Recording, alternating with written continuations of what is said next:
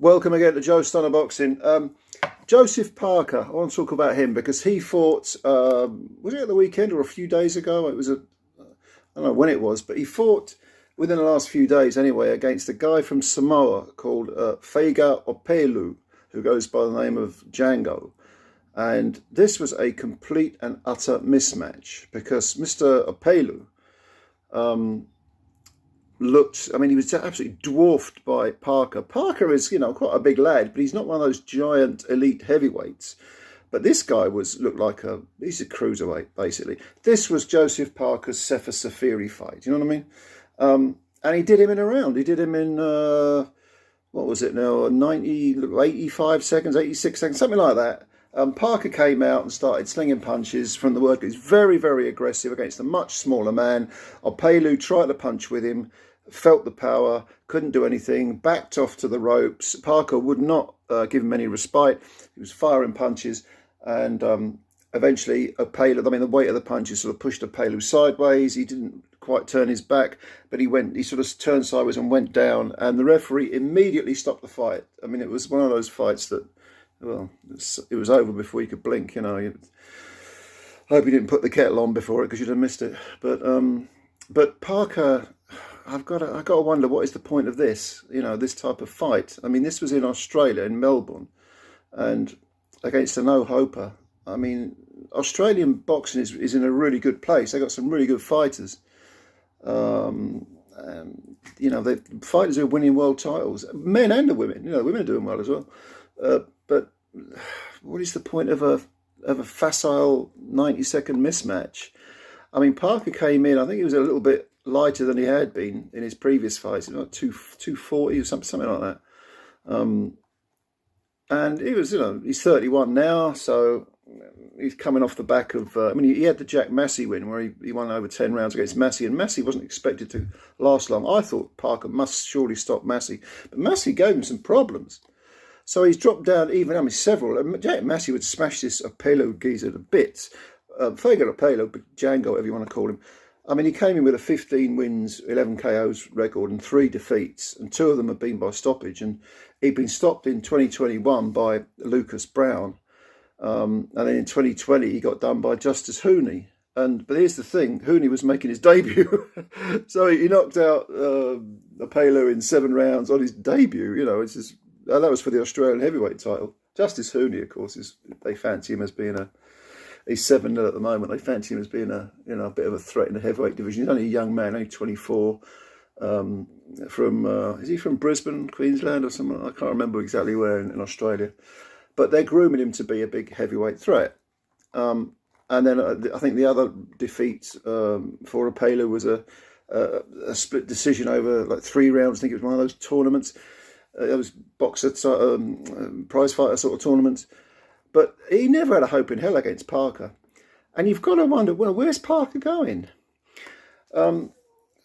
Is he world level at all now? He's still trained by Andy Lee, but this is the disturbing thing. This really bugs me, okay? I'm sure I'm not the only one it bugs.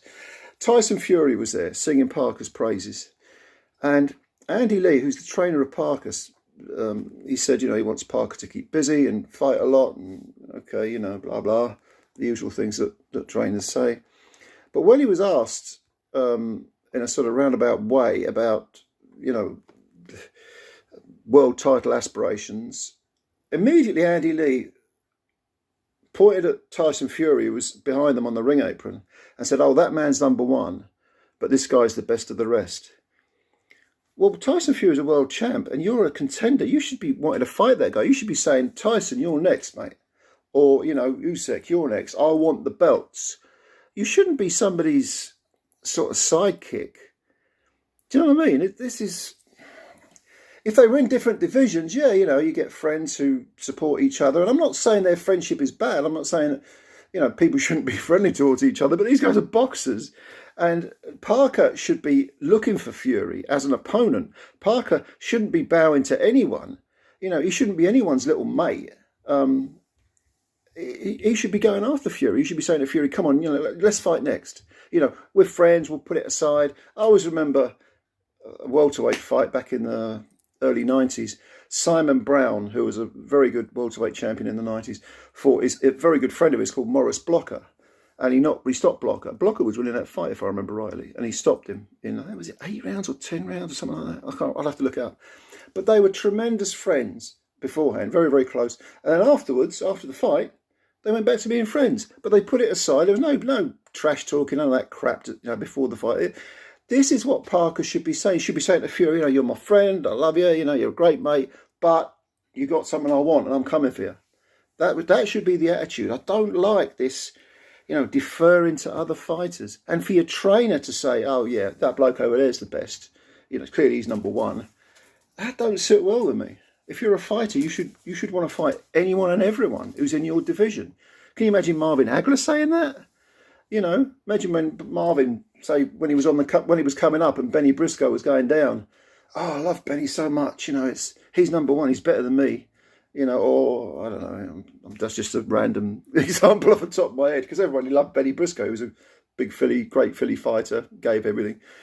But Marvin was great because he'd fight anyone. And he didn't trash. Well, he said a few naughty things, a few rude things to opponents if they were cheeky with him. But he wasn't primarily a trash talker. He just got on with it and beat everyone, almost everyone, and did it the hard way. He earned his belt the hard way, But why defer to another guy who's in your division? I don't understand it. But if you want to be more positive, at least Parker has now had 2 fights in 2023, even though this was a complete waste of time, really. A little bit of a homecoming for him. The Massey fight was in Manchester. That was in January. What is this? He fought, I think it might have even been yesterday. I'm recording this on the 25th of May. It might have even been yesterday because it was a weird show that was on a weird time of the week. I think it might have been a Tuesday, but I'm trying to work out the time difference because it was in Australia. Anyway, whatever the hell it was, Parker did well to get rid of this guy, but he had nothing to beat. And next time, yes, keep him busy, but put him in with people who he's capable of beating. Who are capable of beating him. Otherwise, this is just a box ticking exercise. It's rather silly. I think Parker needs to step up to fight someone in the top 10. Maybe not the top 5, but in the top 10 or certainly the top 12.